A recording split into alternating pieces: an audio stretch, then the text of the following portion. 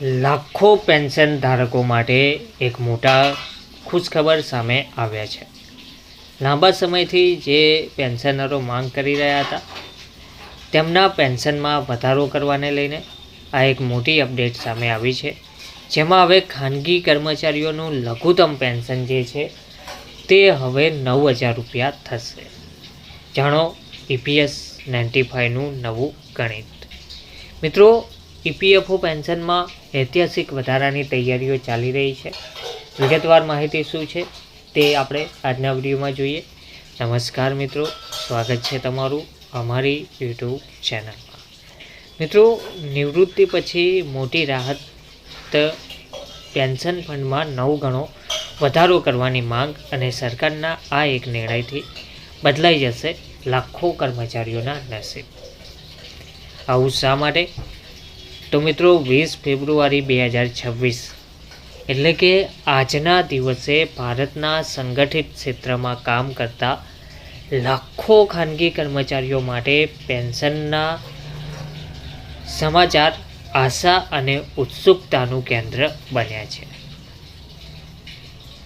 નિવૃત્તિ પછીના આર્થિક ટેકા સમાન EPS 95 યોજનામાં મોટા ફેરફારોની પટકથા લખાઈ રહી છે, જેમાં જે પેન્શનરોનો લાંબા સમયની માંગ હતી તો હવે શું ખરેખર રૂપિયા 1,000ના નજીવા પેન્શનના દિવસો પૂરા થશે? ચાલો સમજીએ સરકારની નવી ગણતરી અને સુપ્રીમ કોર્ટના સંભવિત આદેશોની અસર. તો ખાનગી ક્ષેત્રમાં નોકરી કરતા કર્મચારીઓ માટે નિવૃત્તિ પછીનું જીવન સુરક્ષિત બનાવવા માટે એમ્પ્લોઈઝ પેન્શન સ્કીમ EPS 95 સૌથી મહત્ત્વનું સાધન છે. છેલ્લા લાંબા સમયથી લેબર યુનિયનો અને પેન્શનર એસોસિએશનો દ્વારા લઘુત્તમ પેન્શન રૂપિયા 1,000થી વધારીને 9,000 કરવાની માંગણી કરવામાં આવી રહી છે. 2026ના પ્રારંભિક મહિનાઓમાં આ મુદ્દો હવે નિર્ણાયક તબક્કે પહોંચી ગયો છે. શું છે વર્તમાન સ્થિતિ અને EPS 95?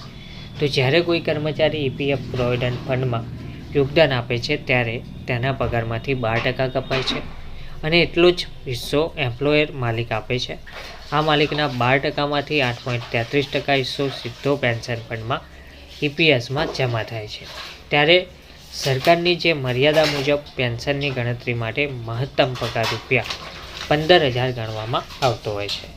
ભલે તમારો પગાર રૂપિયા 50,000 કે રૂપિયા લાખ કેમ ના હોય, આ કારણે જ પેન્શનની રકમ ઘણી ઓછી રહે છે. સરકાર સામેના પડકારો. શ્રમ મંત્રાલયના સૂત્રો મુજબ પેન્શનમાં સીધો 9 ગણો વધારો કરવો એ સરકાર માટે નાણાકીય રીતે મોટો બોજ બની શકે છે. હાલમાં 47 લાખથી વધુ પેન્શનરો છે જેમને રૂપિયા 1,000થી 3,000ની વચ્ચે પેન્શન મળે છે. જો સરકાર 9,000 રૂપિયા લઘુત્તમ પેન્શન જાહેર કરે છે તો પેન્શન ફંડ પર વાર્ષિક અબજો રૂપિયાનું ભારણ વધી શકે છે. જોકે વધતી મોંઘવારીને જોતા સરકાર હવે મધ્યમ માર્ગ શોધવાનો પ્રયાસ કરી રહી છે. 25,000ની પગાર મર્યાદા એક ગેમ ચેન્જર સાબિત થઈ શકે છે. સુપ્રીમ કોર્ટના નિર્દેશો બાદ સરકાર હવે સેલરી કેપને રૂપિયા 15,000થી વધારીને રૂપિયા 25,000 કરવા પર ગંભીરતાથી વિચાર કરી રહી છે. જો આ મર્યાદા વધશે તો પેન્શનની ગણતરીમાં જાદુઈ ફેરફાર આવશે. પેન્શન ગણવાની ફોર્મ્યુલા: માસિક પેન્શન બરાબર પેન્શન પાત્ર પગાર સર્વિસના વર્ષો 70. જૂની મર્યાદા મુજબ રૂપિયા 15,000. 35 વર્ષની નોકરી પછી પેન્શનના આશરે રૂપિયા 7,500 મળે છે. તો નવી સંભવિત મર્યાદા મુજબ 25,000 રૂપિયા રાખવામાં આવે તો 35 વર્ષની નોકરી પછી તમારું પેન્શન વધીને આશરે રૂપિયા 12,500 પ્રતિ માસ થઈ શકે છે. કોને થશે સીધો ફાયદો અને સૌથી વધુ ફાયદો?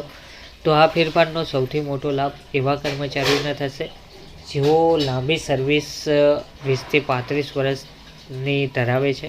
ટૂંકા ગાળાની સર્વિસ 10 વર્ષ ધરાવતા લોકો માટે પણ પેન્શનની રકમ રૂપિયા 1,400થી વધીને 3,500ની આસપાસ પહોંચી શકે છે.